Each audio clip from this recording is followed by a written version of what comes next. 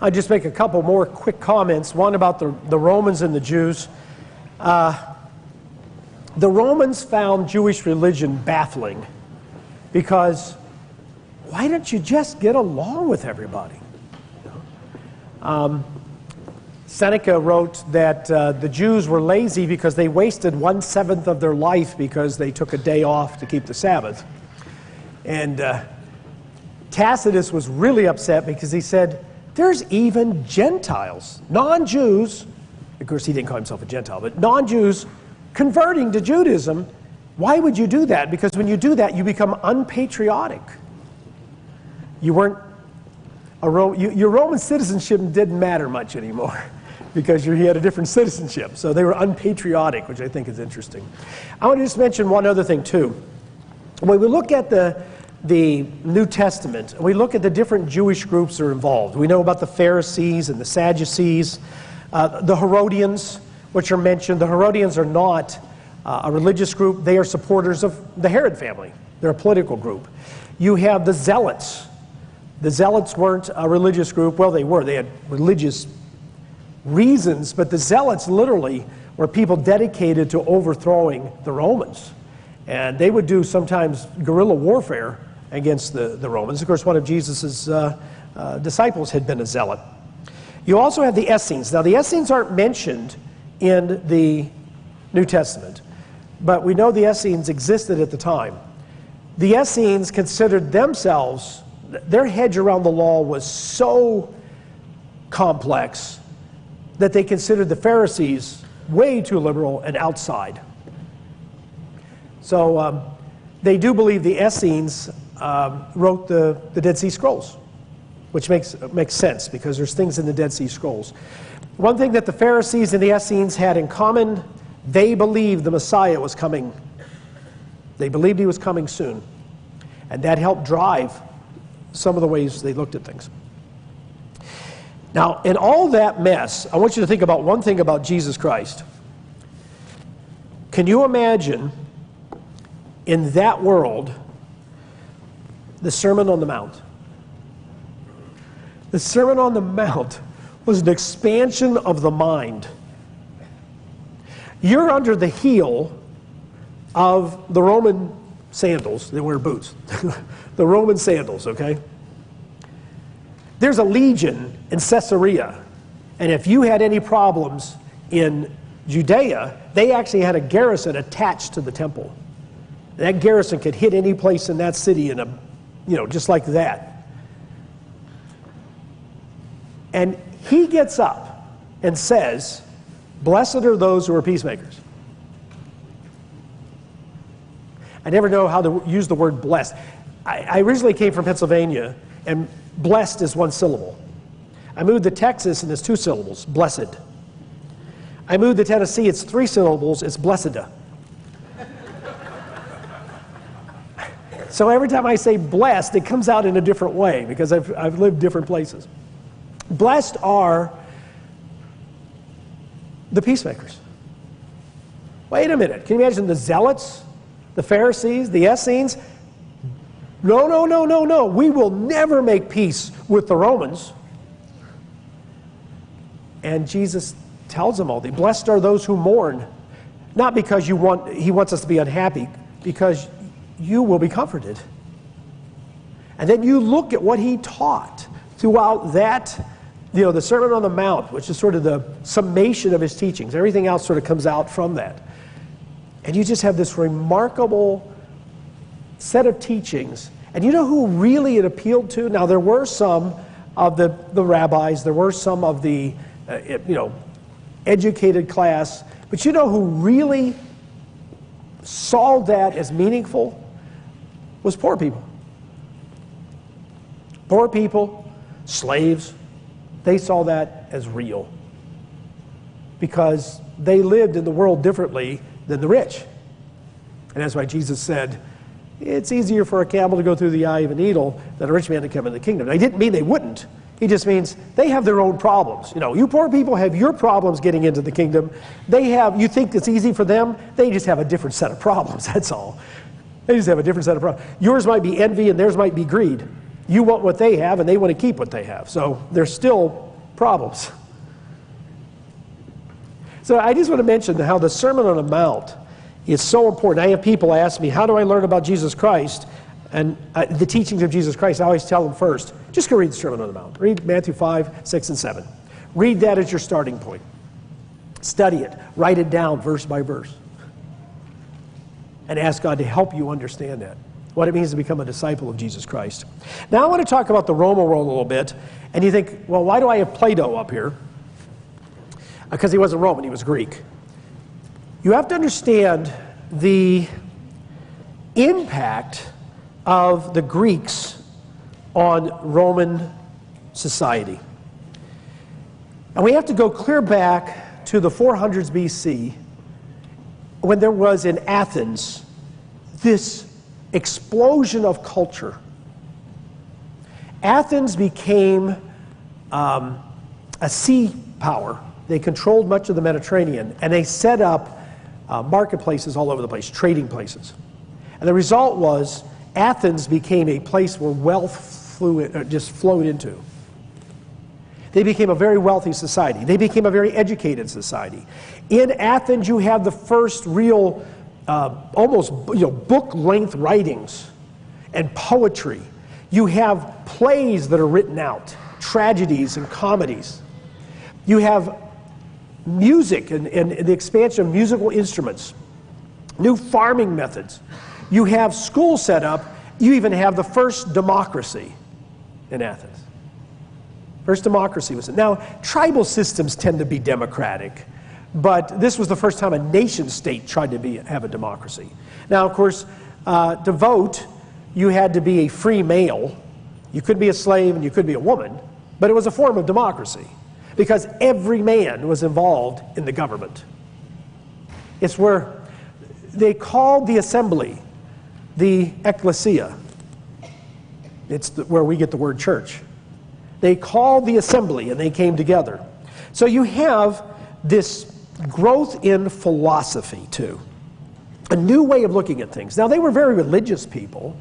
I mean the pantheon of Greek gods, Zeus was the greatest god, became Jupiter for the Romans, because all the Romans did was take the Greek religion and adapt it with Latin names. That's all they did. And then accepted everybody else's religion too. But they did things like the Olympics. Every 4 years, all the city-states in Greece had to stop wars, and they had a different kind of competition. Because the city-states had to fight a war with each other every once in a while to keep their soldiers trained. So you didn't want mass slaughter. You just wanted to go out and fight a battle with your neighbor, and a few men would get killed, and one would be declared the winner, and you would train your men that way. And you would show your dominance over the other city-states. And Athens became this dominant city-state. They had an army. They didn't have a military like Sparta, but Sparta became a very strange and brutal place. Athens became this place of culture and learning and literature and literacy, and it expanded out. And you have Plato. Socrates, well, there's no proof Socrates existed except Plato wrote that he existed, so we believe he existed. People say, well, what proof do you have of the Bible? There is a whole lot more proof of the Bible than there is of Plato, I can tell you that. But we believe Plato existed. But the proof that the Bible was written, the proof that about the people in it, especially the New Testament church, Jesus existed. We have Romans talking about Jesus. This crazy guy that they killed, and yet people still follow him. Plato, and I'm going to say, okay, Platonic philosophy is, I'll just put it this way. I tried to read one of his books. I've read some of his writings. I tried to read Timotheus. I thought, I'm stupid. I didn't even understand the sentences in English. And then I read a philosopher's review of it, and he said he thinks he had actually lost his mind and it was insane at the time. And I thought, oh, well, maybe it's good I didn't understand it. But to break it down into its simplest forms, and this is going to be important in the 2nd century Christianity, he believed there were two realms of existence: spirit and matter. Now, okay, we can sort of accept that. I mean, there's a spirit world God lives in, angelic beings, and then there's matter, the stuff, right?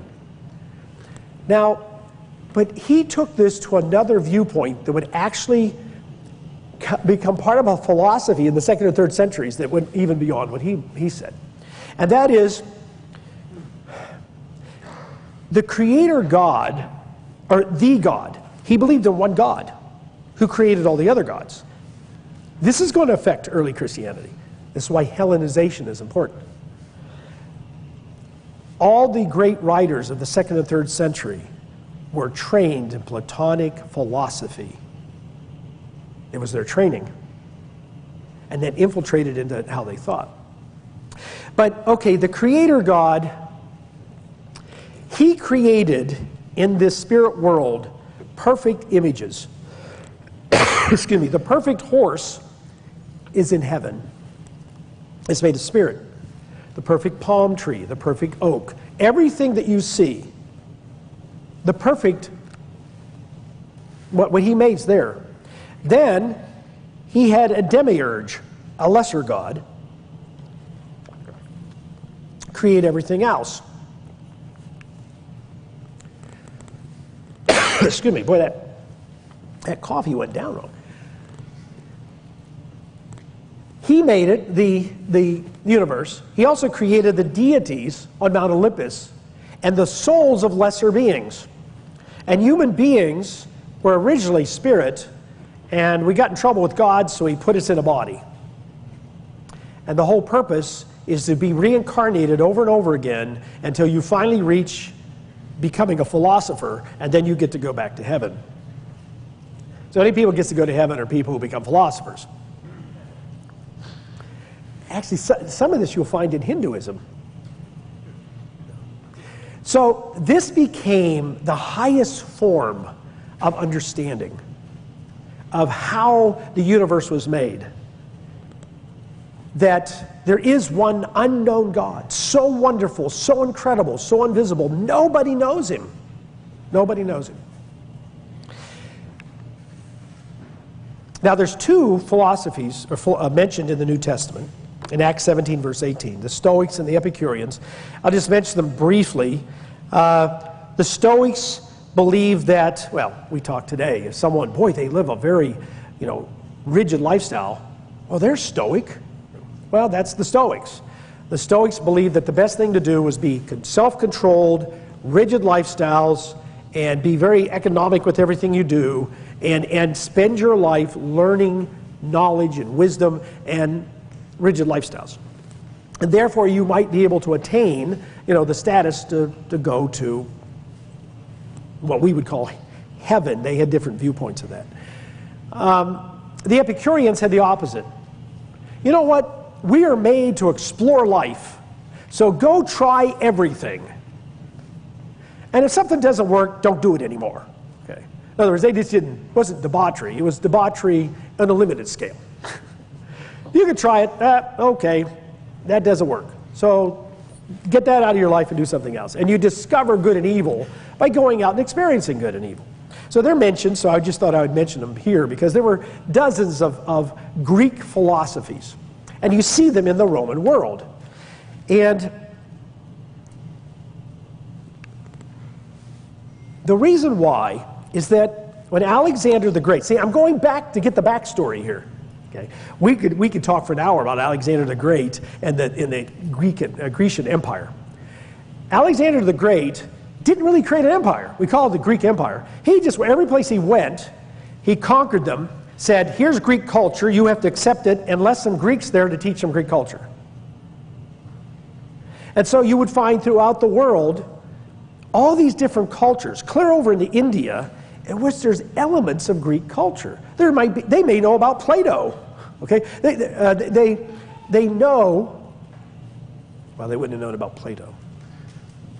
But they knew Greek culture and things that they taught them. And so you have the spread of this culture, and the Romans come along. And they begin conquering all these peoples. And they absorb them into the empire. And they come to Greece, and they are shocked. These people are smarter than us. They're amazing. So the first thing they did was they looted as many statues and so forth from Greece as they could and sent them back to Rome. But they wanted to absorb and learn the Grecian way of life. Greek philosophy became central to Roman philosophy, especially inside Rome itself. So Rome itself, in fact, one of the Roman historians says that captive Greece took Rome captive.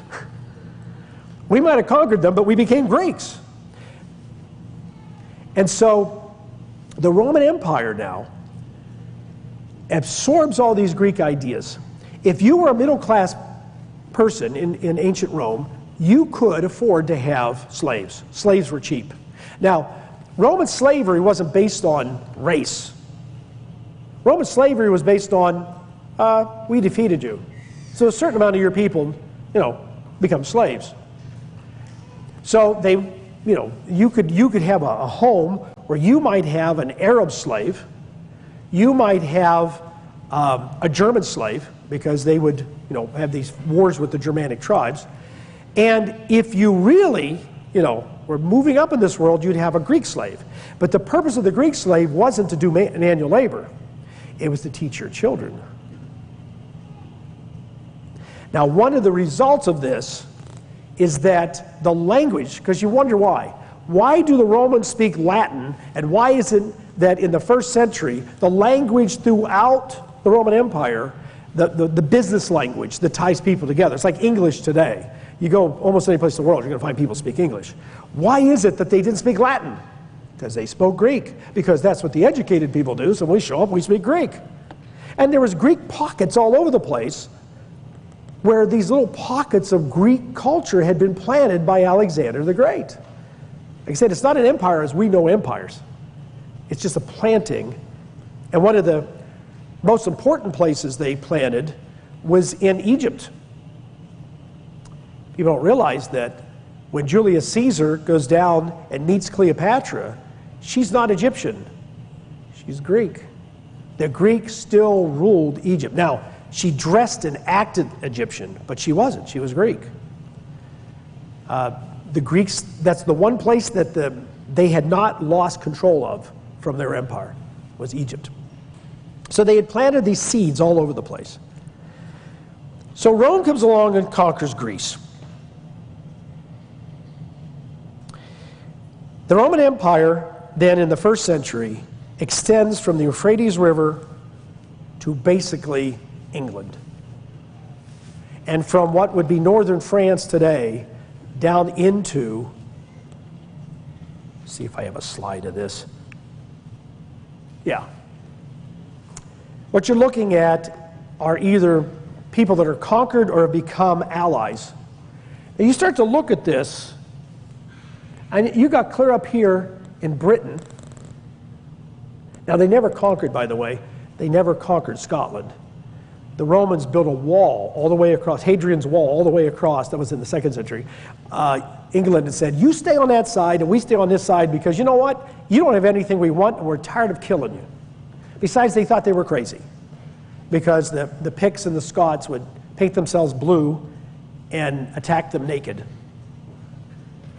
You can imagine legionaries marching forward with their armor and all this, and there's a bunch of blue naked people. They said, you just stay up there. We want nothing to do with you people. And that's how the Scots survived. They built a wall all the way across. In fact, they even have Hadrian's Wall up here on this map up there. But you look at this area. That area here in Germania, they actually didn't keep that.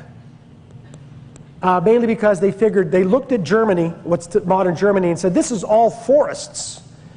And once again, fighting the Germans are different than even fighting the Picts because these people won't give up.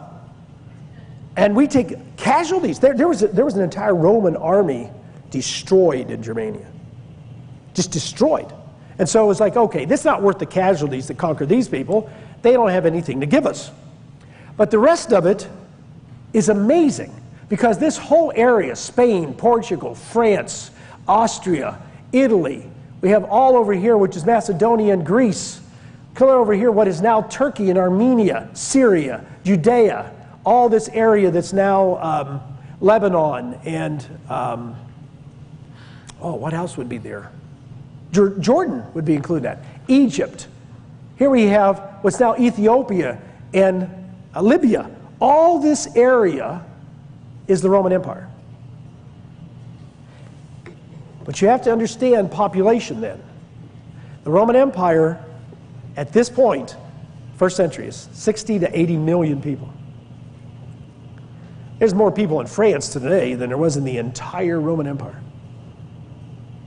Well, maybe France and Belgium.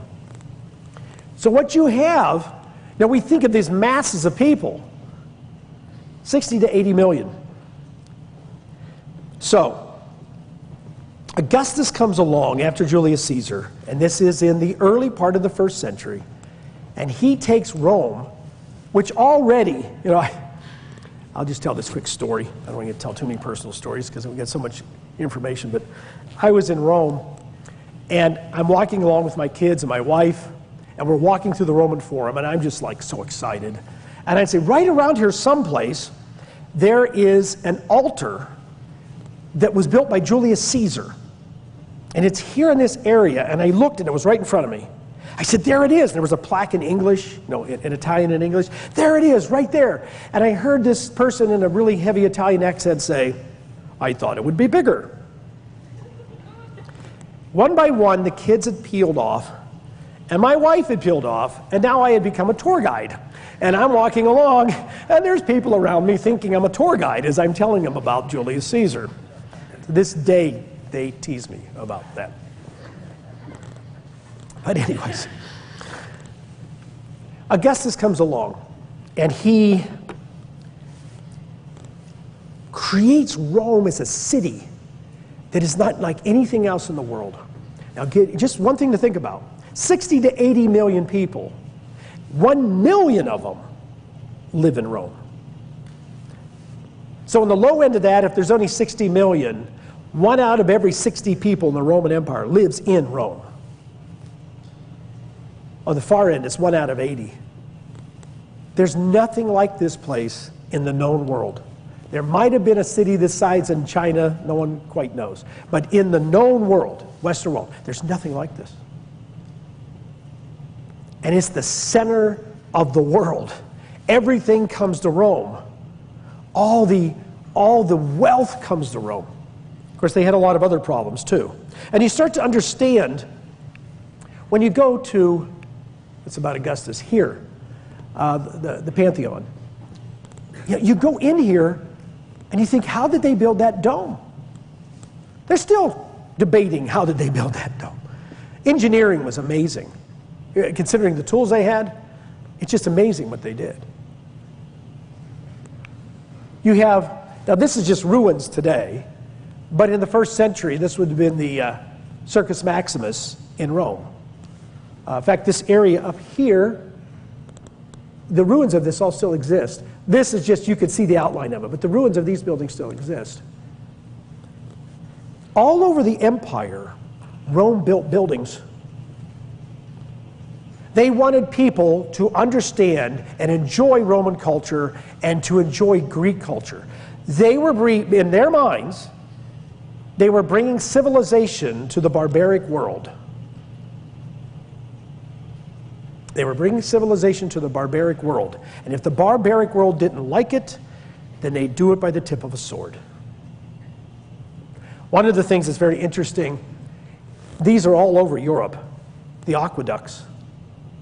You could have running water.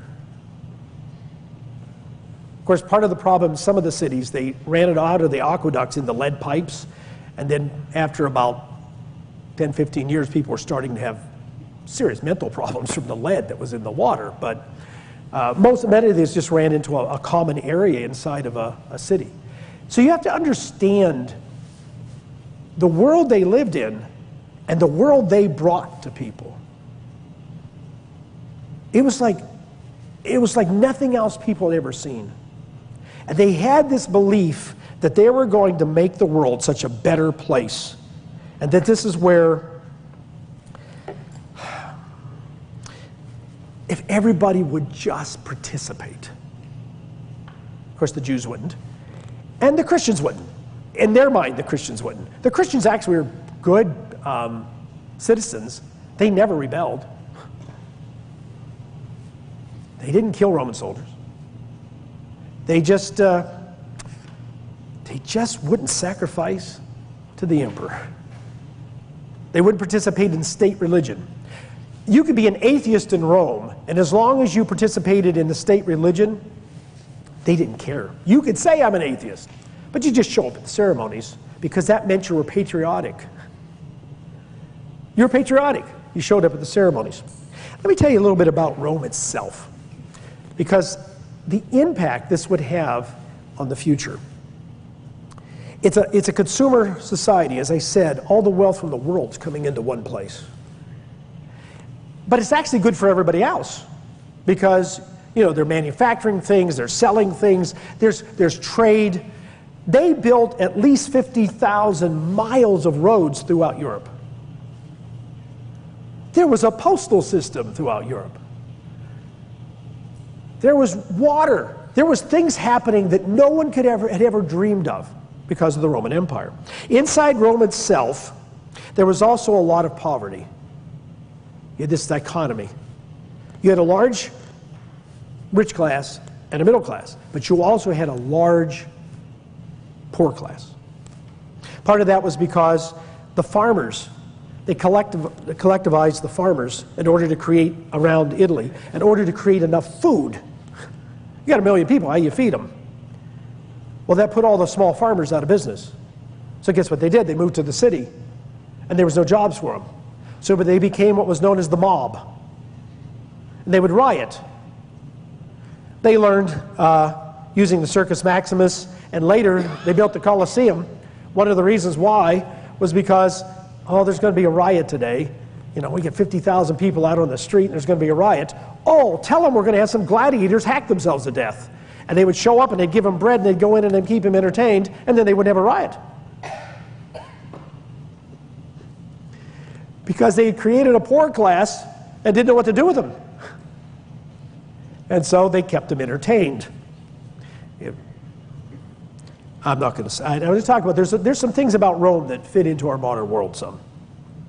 They had a patron-client system. If you were a poor person, you would go to the richest person on the block, and you would tell them, Patron, Father, I need help. What is it? Well, I've been out of work. Don't worry, I will get you a job. And he would find him a job. And then, whenever that rich person needed a favor, he would call in his favors. Sound like the mafia? You bet. The entire Rome system was the mafia. So we talk about, you know, it's the why were so many Italian peoples involved, and Sicilians involved in the mafia when the mafia formed the United States? It's because they came from a world where that was somewhat normal. The patron system. And that was how they kept society stabilized. Was there was interaction between these classes of people, and there were favors, and there were things given and help given, and that's one of the things they did. Slaves were all over the place because they kept conquering more people. So everybody could own a slave. Family was the foundation. It's interesting. You might be able to have an affair, but you were expected to stay with your wife. She might have to put up with you having an affair, but she would stay with you. Because the family was the center of society. So it was a immoral society in one way, but it was also one that it looked and appeared to have strong families. Abortion was absolutely acceptable. In fact, one of the problems they had in Rome, and one of the reasons why they produced so many soldiers that came directly from Rome, is because so many young women died either in childbirth after having 10 children or from abortion, botched abortions. And when you have an average, a lifespan where 40 is the middle, only half the people go beyond 40. You have a lot of people dying in there earlier. Of course, infant mortality was very high. You also had an interesting thing in their society. They loved children.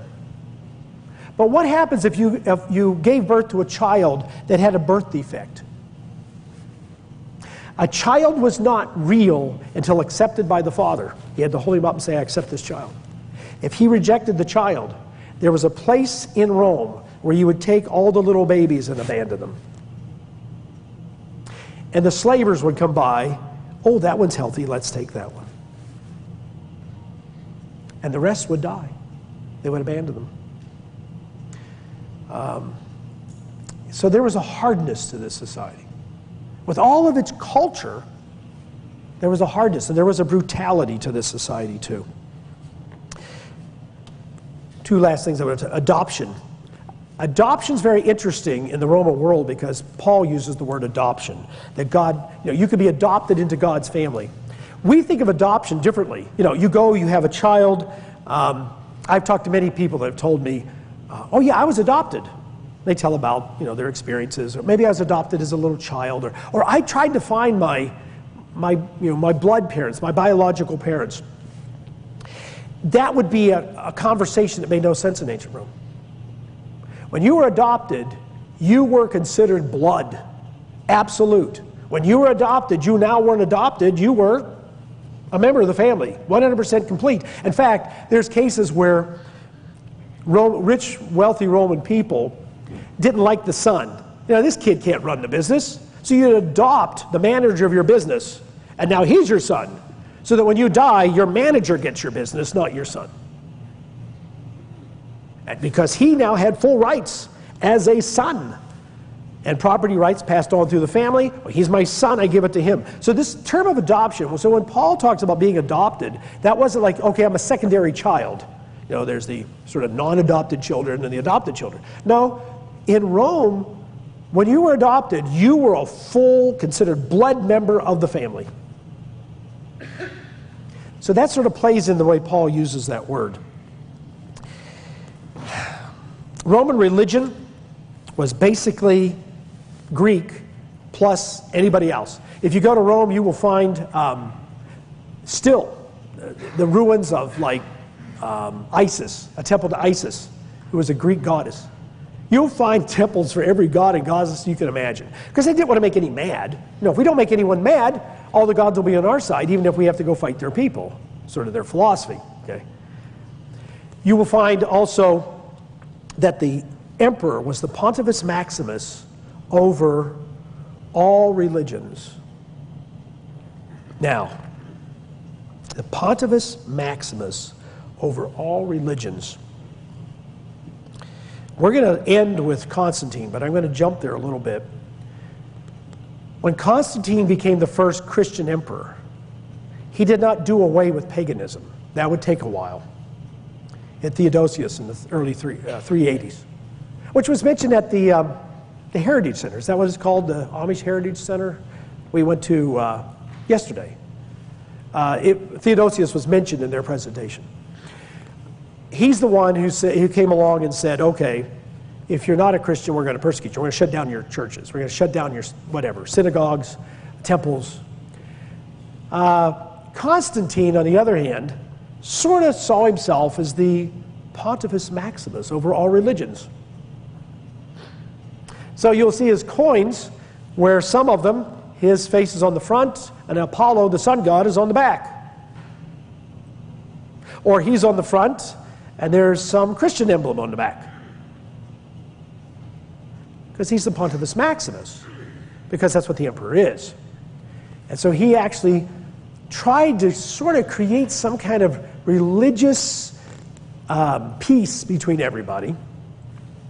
And in doing so, amalgamated religions together to a certain degree.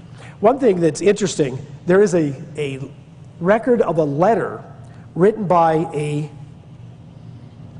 town, and I don't remember what it was, I think it was in North Africa, to Constantine saying, we've all converted to being Christians, so we deserve a tax break. Now that tells you something about the system right there, right? oh wow, we convert to Christianity, he's a Christian emperor. That means he's going to give benefits to Christians. Yeah, let's do that. So they, quote unquote, converted the whole town and then asked the emperor for a tax break. Interesting. The Roman Empire, think of it as a giant corporation with an army to enforce what it wants.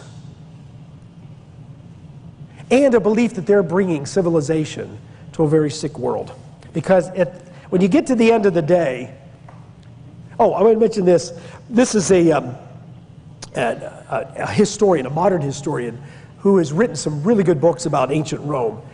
And he says this about the first century Rome. In the days of Augustus, about 1 million people lived in Rome, most of them jammed into stuffy, malodorous apartments. They smelled so bad, Pliny was a writer from the time, disguising the odor by burning bread. They had no sewage system they had public sewage, public restrooms. I won't even go into that, you don't want to hear that. People complained about the housing shortage, soaring rents, congested traffic, polluted air, crime in the streets, and high cost of living. Sounds like New York to me. Los Angeles, Chicago, right? 1 million people in a city that just kept sprawling out.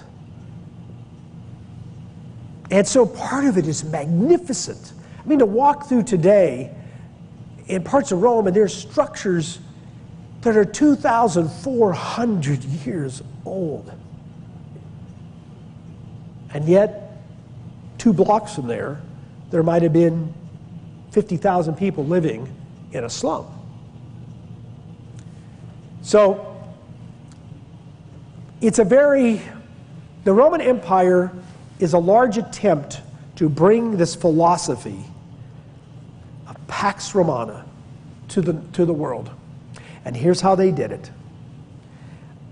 The Roman army only lost a few battles in about a 500 or 600 year period. They were the most highly trained, motivated army in the world at the time. And they had amazing equipment. Usually when they'd lose a battle, they just rebuild another army and go back and defeat the people just to say, we don't lose to anybody. That happened in Germania. I'm not sure the Germans should have won the battle, because 2 or 3 years later, another army shows up and it's like, we're killing everybody we find. Okay? Because nobody defeats us. This is the power of Rome. Let's go back to the Sermon on the Mount, right? The Sermon on the Mount he doesn't give it as an anti-Roman speech. I mean, even Jesus said, look, if Caesar's on the coin, give him his taxes, right? So once again, I'm not going to cause trouble here. I'm just telling you, but no, a real Christian has a different allegiance.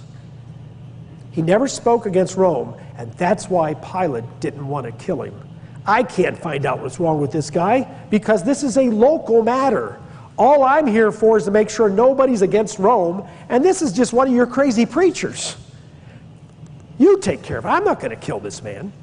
And then you read through the crucifixion story, and it's a political nightmare. They're maneuvering Pilate, and Pilate's, okay. I mean, Pilate's not afraid to kill people. But this sense of Roman justice was, he didn't do anything against Rome, so I'll just leave him up to you. But we can't kill him. Well, that's true. You just can go around killing people. Only Romans can go around killing people. And so it's a political thing that gets maneuvered, and he ends up killing him. Not necessarily because he thought he was a criminal. It was just politically expedient to do so, because I don't want to deal with the Sanhedrin, because you know what happens? The Sanhedrin, there'll be a riot, and then I'll have to call out the legion from Caesarea, I'll kill 1,000 Jews, and then Rome's going to find out, and I'm going to be in real hot water, because why aren't you keeping Pax Romana? Why aren't you keeping Roman peace? What's your problem? You got to kill 1,000 people? This is a political nightmare he's in. And he's not an ethical man. He's a political man. So when you understand Rome, that crucifixion story becomes so real. Okay. I know, once again, that's a lot of information. But if you start looking at bits and pieces of that, you're going to see it influencing the first century. You're going to see why the Apostle Paul said, by the way, you can't beat me up. I'm a Roman citizen. And the Roman officer in charge, it says, became very afraid. He had just broken a Roman law. You just can't beat. There was due process to all Roman citizens. By the end of the empire, they basically made everybody in the empire practically a citizen. Except the Germans. Some did, but they didn't make most of them. But I tell you what they did do at the end of the empire. They drafted the Germans not drafted them, they hired them as mercenaries into their army. So by the end of the Roman Empire, half of them weren't Romans, they were Germans. Which is an interesting story in itself, because it was a Germanic tribe that brought down the Roman Empire, because a huge part of the Roman army changed sides. Wait a minute, we won't fight our brothers. And they changed sides. That's a whole other story. So, any questions?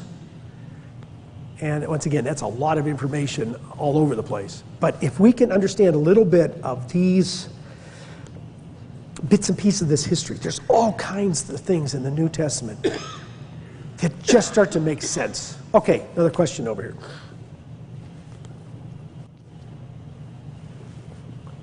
Did Pilate suffer any repercussions from his choices concerning the crucifixion of Jesus, or as far as political? I can't hear it. Did Pilate suffer any political repercussions from from his trial with Jesus? Yes. Did Pilate suffer any political repercussions with his trial with Jesus? He didn't with the Sanhedrin, because they were happy Jesus got killed. They didn't find out about it in Rome. Well, they did, because it's mentioned. But it didn't make a ripple in Rome, because who cared about a Jewish crazy man? So he saved his political career by doing what he did. Even though there was part of him that didn't want to do it. So no, he saved repercussions because of his actions. So that's a good question. What did Pilate suffer from? Pilate really is an unimportant person. He's in the Bible, and he's only mentioned in one other Roman source that I know of. He wasn't really a high climber in Romans. When you got sent to Judea, your political career was probably over to begin with. It was a backwater in the empire. Okay, any other questions? We'll take another break here. Oh, down here.